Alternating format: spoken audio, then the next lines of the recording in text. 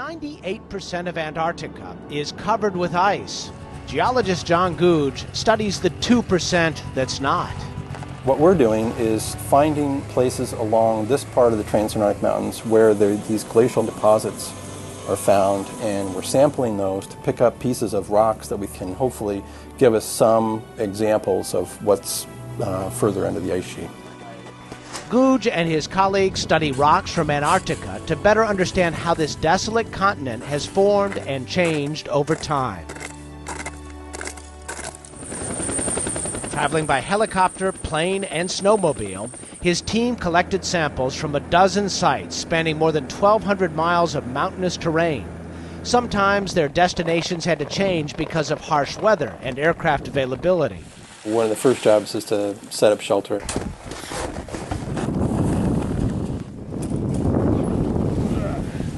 This is at a site called Mount Achernar, which turned out to be reasonably productive. Googe is back at the University of Minnesota Duluth, processing the samples. That's about 2,500 pounds of rock material. Some of the minerals show different brightnesses. They use a scanning electron microscope to date the specimens. So there's a whole lot of other history about the rock and therefore the crust of Antarctica that we can learn. Things like the history of ancient supercontinents. Some of these glacial deposits we've been finding seem to confirm the idea that Antarctica and North America would have been neighbors at one time. Googe says the frozen landscape of Antarctica is actually an important place to study the health of the planet, including the impact of global climate change on ice sheet stability. If we can understand what's happened in the past, we have at least a way or a framework to be able to say what might happen in the future. And then, of course, with respect to climate change, the question is, what extra role do humans play? Science on ice. For John Googe, you might say it rocks his world. Experience CBS News. Venturing into Queens this week to visit a local watering hole that's been making traditional Irish-American fare for the past 46 years, Donovan's Pub in Woodside, a place I'd recommend for a pretty darn good shepherd's pie. You'll find it hidden under the screaming number 7 train tracks on Roosevelt Avenue, seeming so out of place you can't miss it. But inside, it's exactly what you'd expect an old Irish pub to look like. Worn dark wood, stained glass windows, fireplaces, and a pull-up-a-chair kind of bar in a warm cottage-like environment.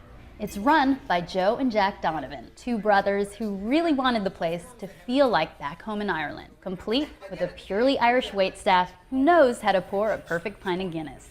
The shepherd's pie here is traditional, but made with beef instead of lamb. According to Jack, beef is just more American. What makes it special is a number of things. They add pieces of shell steak into their custom blended beef to give it more flavor. Plus, the gravy they use is an old Donovan family recipe, made from a homemade beef stock, onions, and plenty of spices.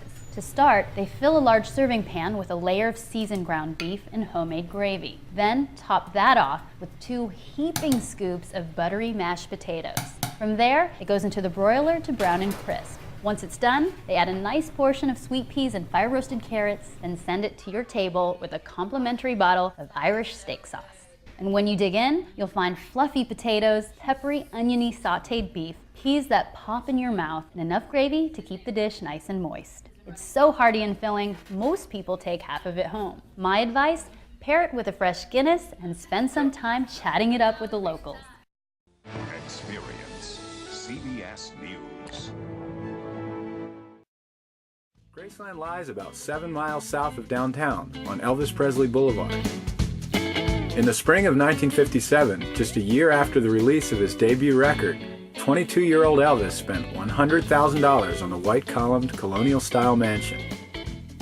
He then proceeded to transform the estate into an ostentatious 1970s decorating disaster.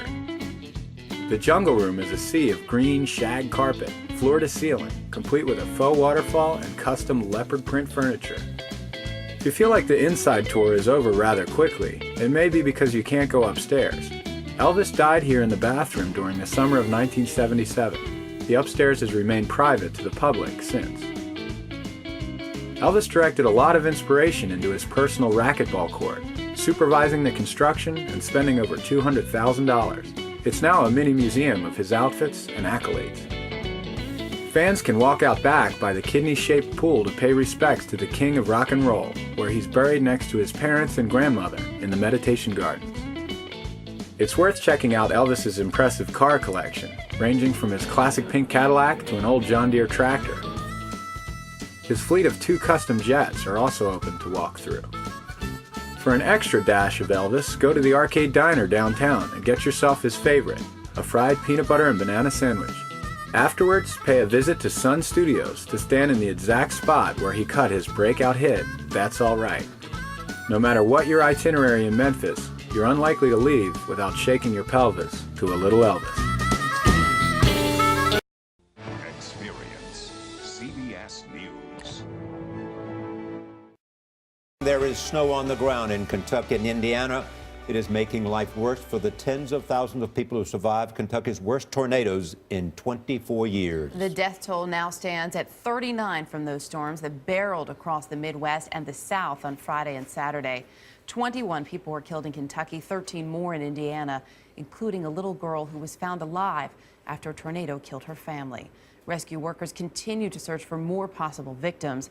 The National Weather Service says it issued nearly 300 tornado warnings on Friday and Saturday. A local resident took this video of one tornado that destroyed much of the town of West Liberty, Kentucky. That is where Anna Warner is this morning. Anna, good morning.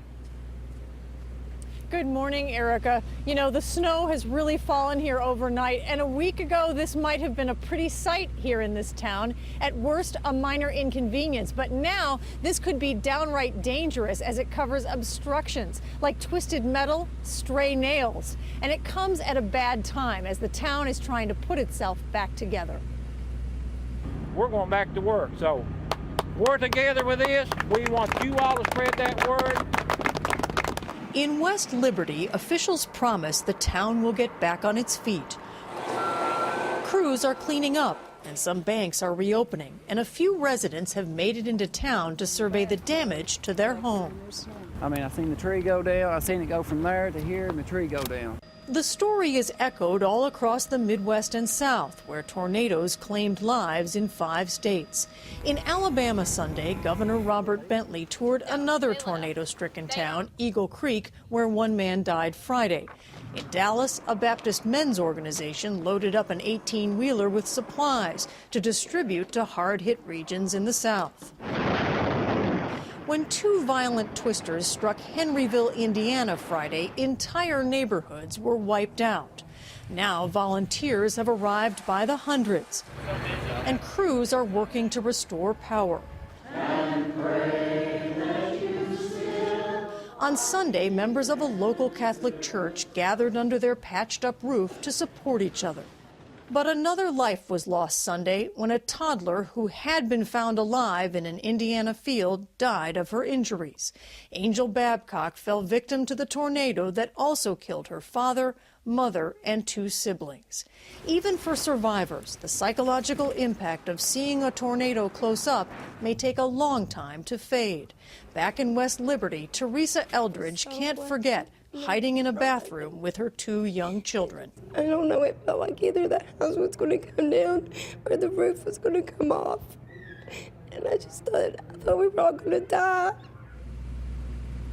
You know, here in West Liberty, they are expecting a lot of volunteers to be flooding in to help with a cleanup amidst the snow here today. Meanwhile, the American Red Cross says they have a couple of very specific needs here. They need nursery water to make formula for babies, and they also need food. They say they're running through it way too quickly now.